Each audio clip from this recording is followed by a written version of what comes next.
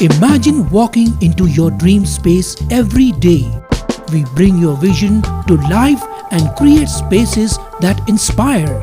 So design your dream and live your best life. Discover the art of modern living with Spacecraft Interiors. Your space, our craft. Daily page Ulhasnagar, हमारी खबरें हमारी पहचान। समाज सेवक राजू गोपलानी की तरफ से शहरवासियों को विजयादशमी की ढेर सारी शुभकामनाएं। उल्लासनगर की सड़कें एक बार फिर से चर्चा का विषय बनी है। जगह जगह गड्ढे और टूटे हुए रास्ते लोगों के लिए मुसीबत का सबब बन गए हैं। सेंट्रल हॉस्पिटल रोड की हालत तो बद से बदतर हो चुकी है। उल्लासनगर के सेंट्रल हॉस्पिटल रोड पर गहरे गड्ढों ने लोगों का जीना मुश्किल कर दिया है। हर रोज इस रास्ते से हजारों की संख्या में नागरिक, स्कूल जाने वाले बच्चे और मरीज निकलते हैं, लेकिन टूटी फूटी सड़क और बड़े गड्ढों के कारण उन्हें भारी परेशानी का सामना करना पड़ रहा है। बरसात के मौसम में इन गड्ढों में पानी भर जाता है, जिससे इसकी स्थिति और भी खतरनाक हो जाती है। आए दिन वह वाहन चालक दुर्घटना का शिकार बनते हैं। स्थानीय नागरिकों का आरोप है कि कई बार शिकायत करने के बावजूद नगरपालिका प्रशासन की तरफ से कोई ठोस कदम नहीं उठाया गया। मरम्मत का नाम सिर्फ कागजों पर ही रह गया है।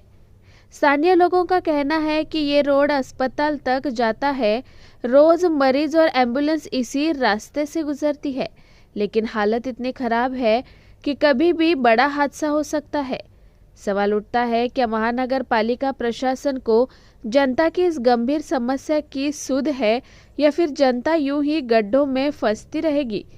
सेंट्रल हॉस्पिटल रोड की बदहाली ने महानगर पालिका की कार्यप्रणाली पर एक बड़ा सवाल खड़ा कर दिया है। स्थानीय आमदार को ध्यान देना चाहिए, लेकिन स्थानीय आमदार दूसरे के काम का श्रेय अपने खुद को कैसा मिलेगा, इसके लिए कोशिश करते रहता है। आज शार्ट ब्रिज का हालत खराब था। महाराष्ट्र नवनिर्माण सेना 15-20 दिन से उसका फॉलोअप ले रही थी। एक बार हम लोग ने आंदोलन भी किया। बाद में प्रशासन को मालूम पड़ा कि हमने कहा था कि अगला आंदोलन उनके ऑफिस में किया जाएगा। उल्लासनगर महानगर पालिका करोड़ों रुपया खर्चा करने के बाद भी इस शहर के जनता को खड्डे से गुजारने पे मजबूर कर रही है। अभी वह नया ठेकेदार आया, 2 करोड़ 35 लाख का टेंडर दिया हुआ है, और टेंडर देने के बाद भी खड्डे भरने का काम जो है वो एकदम कछुए की तरह चल रहा है, स्लो। क्योंकि लोगों के जान से खेलना ये प्रशासन का काम हो गया है। ये लोग एसी में बैठते, एसी कार में आते, इसलिए उनको खड्डे से उनको कुछ लेना देना नहीं होता है। अगर आप देखोगे नेहरू चौक से लेके फॉरवर्ड लाइन तक ये मेन रोड है। इस मेन रोड पे इतना जानलेवा खड्डे हैं, रोज एक्सीडेंट हो रहे, लोग गिर रहे, हाथ पैर टूट रहे, लेकिन प्रशासन को इससे कुछ लेना देना नहीं है। कमिश्नर मैडम कभी मंत्रालय में, कभी MMRDA में, कभी DPDC के मीटिंग में, तो इन शहर को ध्यान देगा कौन? क्योंकि शहर को कोई वारिस बचा नहीं है और आमदार को शहर से कुछ लेना देना नहीं है। कुछ महीने पहले इसी रोड को लेकर मनसे द्वारा आंदोलन किया गया था। क्या लगता है कि मनसे को आंदोलन कर रहा है? हमने आंदोलन करने के बाद प्रशासन ने खड्डे भरे थे, लेकिन खड्डे जिस तरह से भरना चाहिए, वो मास्टेक का जो कॉन्ट्रैक्ट दिया गया था, आज अगर शाहू महाराज उद्यान पुल पे जाओगे, वो खड्डे जो है मास्टेक से भरे गए, वो वहाँ पे अभी खड्डे नहीं है। लेकिन शहर के सब खड्डों को उसी तरह भरना चाहिए था, लेकिन उस तरह से भरा गया नहीं है। क्योंकि महानगर पालिका का जो सार्वजनिक बांधकाम विभाग है, इसका ठेकेदार के ऊपर कोई कंट्रोल नहीं है। ठेकेदार ने आग दिखाने के बाद अधिकारी आवाज भी नहीं निकालता है मुंह से। इसकी हालत ये महानगर पालिका की है। आप अगर देखोगे, ये लोग लोगों के जान से खेल रहे हैं।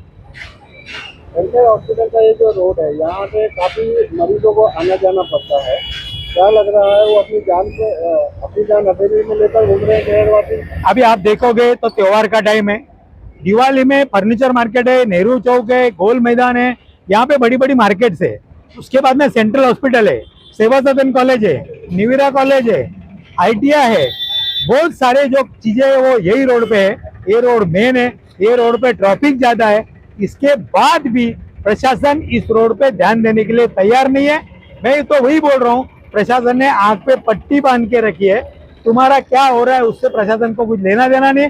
अपना कमीशन मिल रहा है, बात खत्म हो रही है, आगे बढ़ने वाला नहीं है। लेकिन प्रशासन को मैं इशारा देना चाहता हूँ, अभी बारिश खुल गया है, जल्द से जल्द इस रोड का काम शुरू करो, अन्यथा अगला आंदोलन आपके ऑफिस में होगा और उसका जो भी फिर ये होगा उसका जिम्मेदार आप होंगे।